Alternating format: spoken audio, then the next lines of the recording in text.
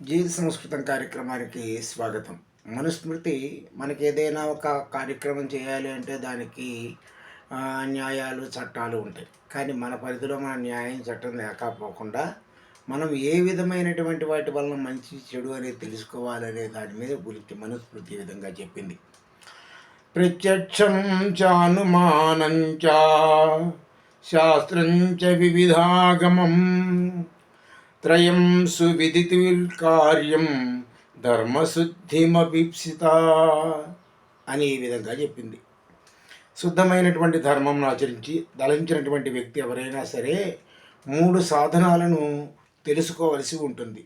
ఒకటి ప్రత్యక్షానుభూతి, రెండవది అనుమానము, మూడవది శాస్త్రాలు వివిధ ఆగమాలు చెప్పినటువంటి విషయాల ద్వారా మనం చేసిన పని మంచిదా కాదా, న్యాయమా, చట్టబద్ధమా, విరోధమా అనేటువంటి దానికి ప్రత్యక్షానుభూతి, అనుమానము, శాస్త్రంలో చెప్పినటువంటి వివిధ ఆగమాల ఆధారంగా మాత్రమే దేనినైనా నిర్ణయించాలి అని చెప్పి మనుస్మృతి మనకి ఈ విధంగా చెప్పింది.